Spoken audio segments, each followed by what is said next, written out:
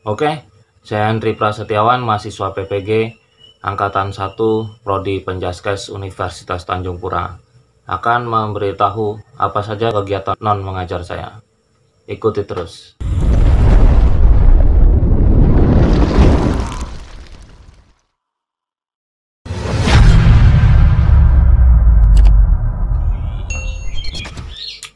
Assalamualaikum, selamat pagi. Semoga kita semua tetap diberi lindungan oleh Allah Subhanahu wa Ta'ala, Tuhan yang Maha Kuasa, dijauhkan dari berbagai penyakit, apalagi COVID-19.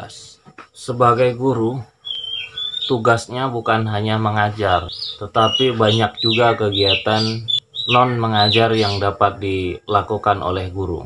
Nah, salah satunya adalah membuat video pembelajaran dari rumah. Nah, untuk kegiatan non mengajar saya yang pertama adalah menjadi operator dapodik atau data pokok pendidikan. Saya sudah lama juga ditugaskan oleh kepala sekolah untuk menjadi operator dapodik atau biasa disebut OPS. Nah, langkah-langkahnya yang pertama kita harus login dulu. Login menggunakan akun dapodik yang sudah terregistrasi tentunya. Untuk registrasinya kita bisa dilakukan dengan cara offline dan online.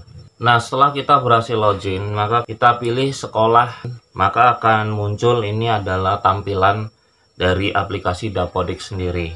Nah, di sini ada nama operator, kemudian ada menu beranda, sekolah, satpras, GTK, peserta didik, rombel, nilai, jadwal, dan lain-lain. Nah, sedangkan di sebelah kanan ini ada jumlah ruang kelas yang sudah kita input, jumlah guru, jumlah tendik atau tenaga kependidikan, yaitu yang masuk dalam tendik ini adalah kepala sekolah dan tenaga TU.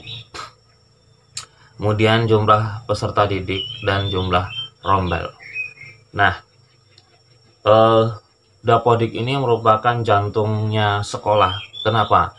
Karena semua data itu diinput ke dalam suatu aplikasi dapodik dan disinkronisasi atau dikirimkan ke pusat. Nah, nanti pusat akan melihat kembali, mengecek kembali apakah ada data-data yang belum valid, kemudian nanti akan balikan kembali kepada sekolah tersebut, dan segeralah tugas kepala sekolah yaitu menyuruh operator untuk memperbaiki data-data tersebut. Non mengajar saya yang kedua, selain dari operator dapodik, saya juga sebagai operator PMP atau EDS 2020 seri COVID-19.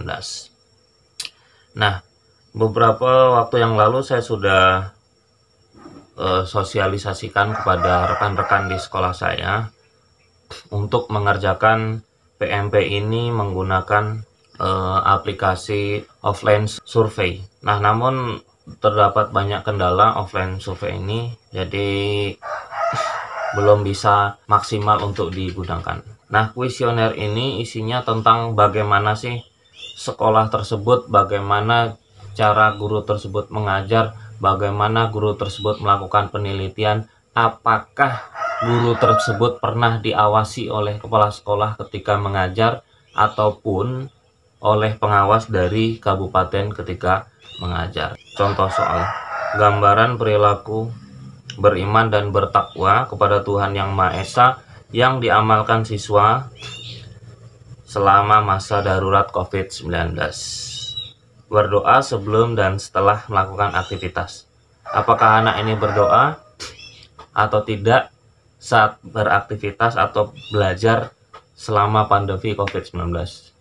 Tentunya ini dapat dilihat dari ketika kita melakukan Zoom meeting dengan siswa atau melalui Google Meet atau telepon video conference menggunakan WA atau fitur lainnya ya. Jadi di situ peserta didik ketahuan di rumahnya dia berdoa atau tidak.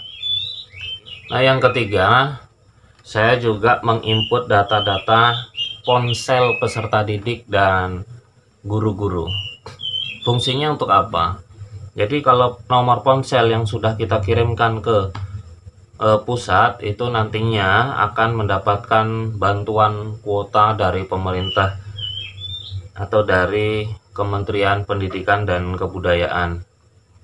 Sudah pernah disampaikan oleh Pak Menteri kita Nadiem Makarim bahwa semua di saat pandemi ini guru bukan tenaga kependidikan ya, atau TU atau tenaga perpus, ini hanya pendidik dan peserta didik itu mendapatkan bantuan kuota.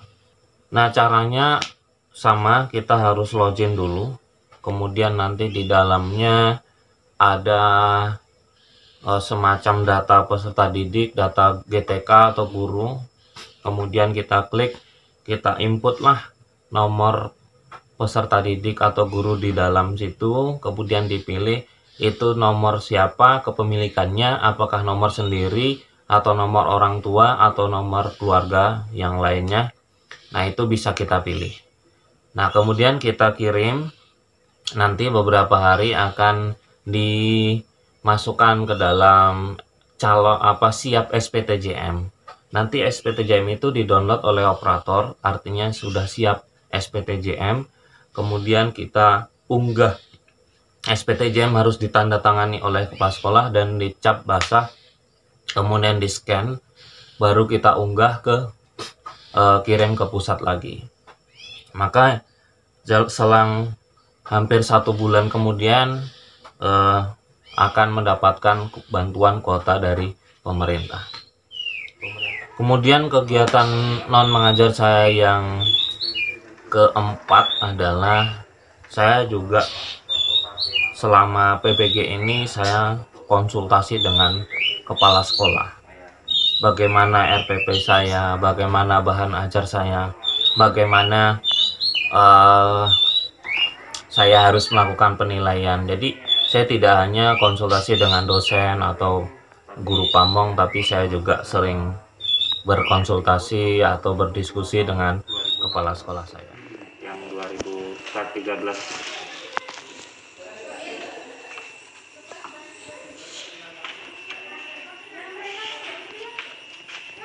Mungkin nanti itu ada perubahan, yaitu menggunakan RPP lama yang artinya masih 2016. Maksudnya RPP sebelum pandemi? Iya betul, cuman isinya daring. Iya daring. Iya. Kemudian saya tetapkan. Kira-kira berapa persen anak bisa mengikuti ini, terutama sarananya HP? Iya, yang pertama memang anak harus punya HP. Kalau tidak punya HP bisa gunakan HP orang tua. Bisa kunci dengan teman nggak? Bisa. Jadi tidak ada masalah. Iya. Nah, kemudian untuk penggunaan aplikasinya tadi kayak Classroom sama Google Meet juga sudah saya ajarkan sebelumnya. Iya. Berikutnya yang terakhir kegiatan non mengajar saya adalah saya juga mengajarkan cara penggunaan Google Classroom ya, kemudian Google Meet, Google Formulir itu kepada rekan-rekan saya di sekolah saya. Jadi di sini saya tidak jika saya sudah mendapatkan ilmu pengetahuan, saya tidak hanya mandek di situ, tapi saya merasa saya harus memberikan ilmu saya ini kepada rekan-rekan saya dulu. Karena apa? Demi anak-anak atau peserta didik kami semua. Oke, demikianlah informasi dari saya tentang kegiatan non mengajar saya yang dapat saya lakukan di sekolah ketika PPL siklus 3 ini.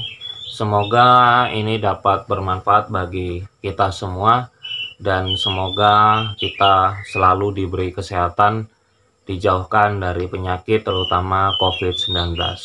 Untuk itu jangan lupa rekan-rekan semua, teman-teman semua tetap menjaga jarak, menggunakan masker dan sering mencuci tangan. Oke, saya akhiri. Assalamualaikum warahmatullahi wabarakatuh. Selamat pagi.